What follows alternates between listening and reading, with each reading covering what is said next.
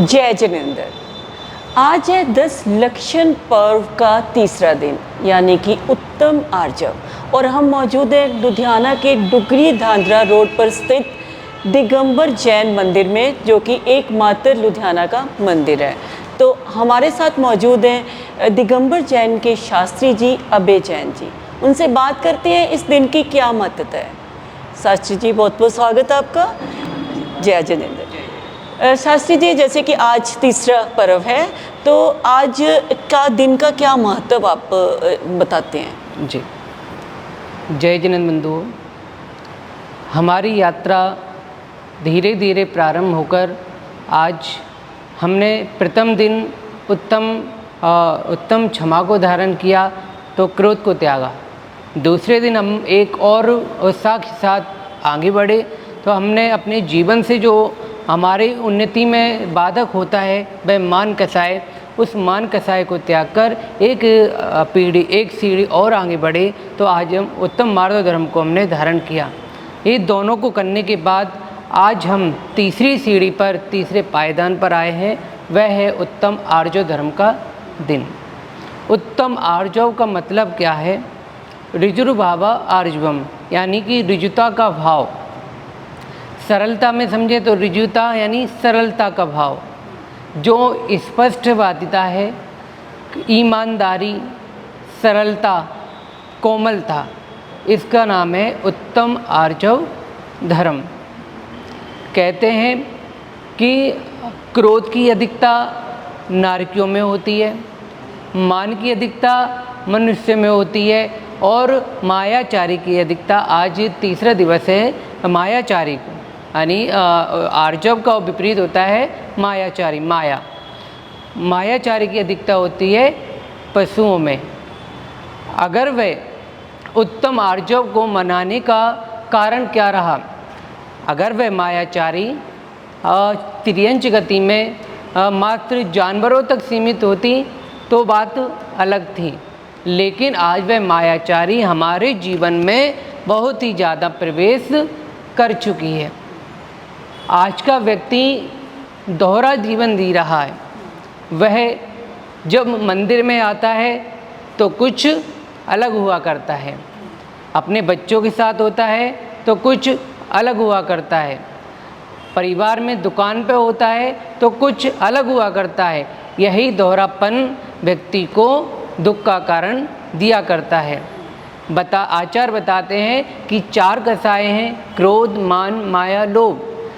तो बताते हैं कि जो एक कसाई रूपी पिता के 3 पुत्र 1 पुत्री हो गई, मतलब ये जो मायाचारी है, मायाचारी को पुत्री बताया है आचार्यों ने।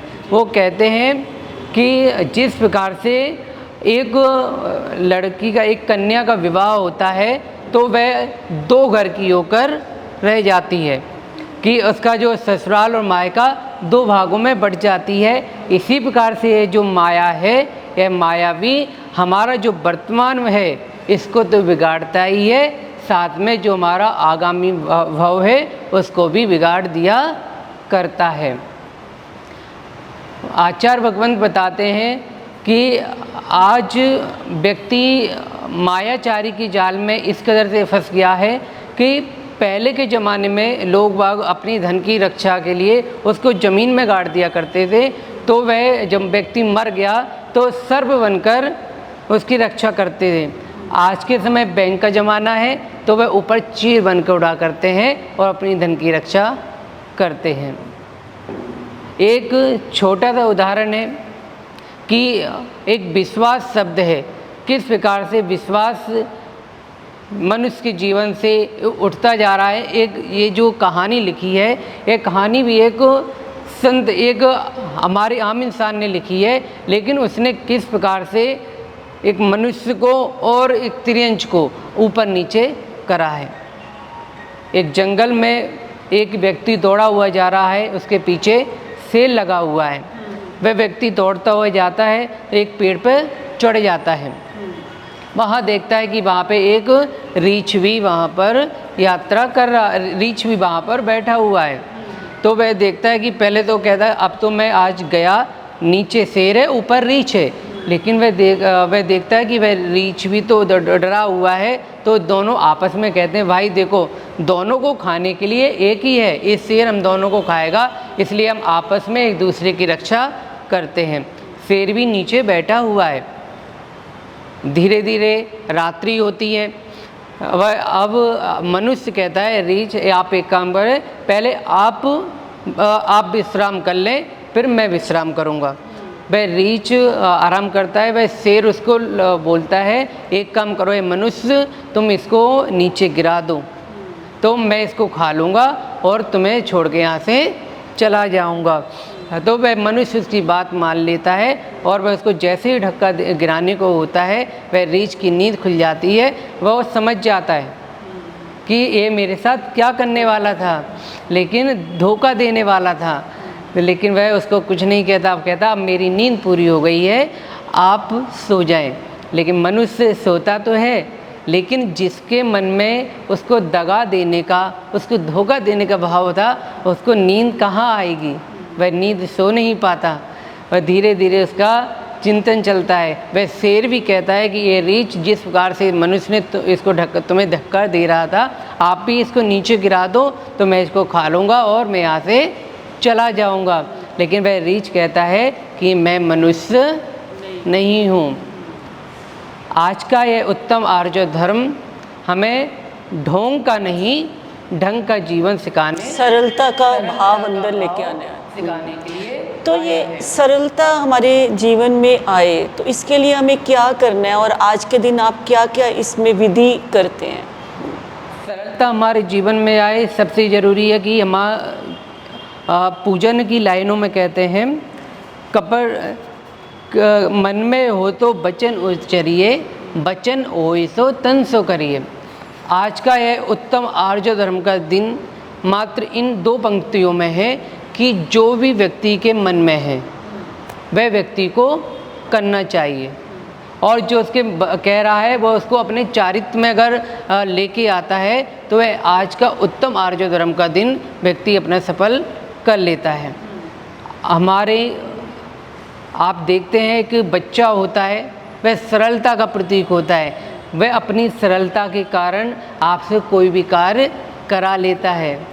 ऐसे ही चार प्रकार की मनुष्यताएं हैं, एक अंदर से सरल और बाहर से सरल। यह स्थिति है, यह जो गुण है वह हमारे दिगंबर संतों का है।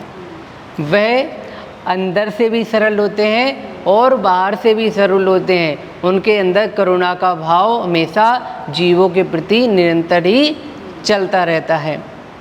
उनकी परंपरा देखें, वो सुबह जल्दी उठते हैं, नग्न अवस्था में रहते हैं, चाहे आपकी सर्दी हो, गर्मी हो, किसी भी प्रकार का कोई भी मौसम हो, उनको एक दिगंबर वेश में वह मात्र चटाई का उपयोग करते हैं। 24 घंटों में उनको मात्र एक बार जल आहार लेते हैं।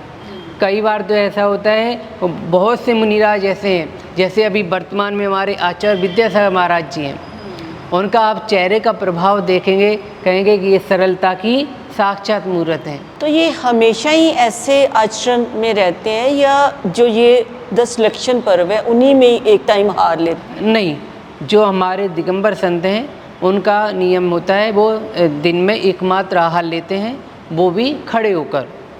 और उनका सभी मुनियों का अलग अलग अपना रहता है कि उनको 24 गिलास लेने हैं, 36 गिलास लेने हैं, वो सभी भोजन अपना खड़े होकर करते हैं।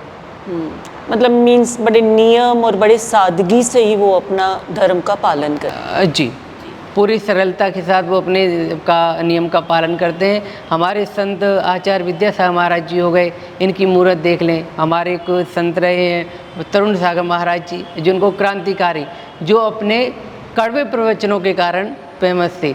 देखिए, जिस प्रकार से एक डॉक्टर हुआ करता है ना, डॉक्टर मनुष्य को कड़वी दवाई भी देता है और मीठी दवाई भी देता है, दोनों जरूरी हैं। तो वो कड़वे प्रवचन के लिए फेमस थे। अच्छा, पर सर्दी और गर्मी दोनों में बिना कपड़ों के रहना तो एक बड़ी संयम वाली और बड़ी वो बात है। जी, वो इन परिचयों को सहते हुए अपना मनुष्यों का अपना तो उद्धार करते ही हैं, साथ में हम श्रावकों का भी उद्धार करते हैं। अच्छा, इसमें हम एक चीज़ और बता दें आपको, वो कभी भी अपने जो बाल हैं, बाल कैंची से या नाई से नहीं कटवाते हैं, वो अपने हाथों से ही, इसको केस लॉन्च बोलते हैं, कि अपने हाथों से उखाड़ते हैं बालों को। और जिस दिन वो बाल उखाड़ते हैं उस दिन उनका उपवास हुआ करता है, वो उस दिन खाना नहीं लेते, मतलब अपना आहार जो होता है आहार भी नहीं लेते। वो उसका भी प्रायश्चित करते हैं कि आज हमने अपने बाल उखाड़े हैं, अगर इसमें किसी जीव हमसे कोई कष्ट पहुंचाओ, उस भाव को लेकर वो उसमें भी अपना प्रायश्चित स्वरूप आहार नहीं लेते। जी, तो पंडित जी जैसे आज तीसरा दिन आर्जव, उत्तम आर्जव दिन है, तो क्या अपने जैन जो है वो धर्म के जो समाज के लोग हैं उनको आप संदेश देना चाहते हो? आज मैं उत्तम आर्जव धर्म के माध्यम से सभी को यही संदेश देना चाहता हूँ कि सभी एक ईमानदारी के साथ जिएं, क्योंकि देखिए जो व्यक्ति जितनी ईमानदारी से जीता है, अगर धोखा देंगे तो एक बार में सरल, जिस प्रकार से कहते हैं, अगर आँख से गिरा हुआ आंसू और नज़रों से गिरा हुआ मनुष्य कभी उठता कभी जमता नहीं है। अगर आपकी आंखों से आंसू गिर गया तो वो कभी जमने वाला नहीं, आप कितनी भी कोशिश कर लें। उसी प्रकार से अगर आपका विश्वास किसी की नज़रों में गिर गया, आप किसी की नज़रों में गिर गए, तो आप कितनी भी कोशिश कर लीजिएगा, वह आप कभी भी विश्वास बन नहीं पाएगा। हम देखते हैं आम जीवन में जाते हैं, मनुष्य एक दुकानदार की अपना विश्वास होता है, एक वो विश्वास बना हुआ है कि हम इस दुकानदार के पास जाएंगे तो वह व्यक्ति हमको अच्छा सामान ही देगा।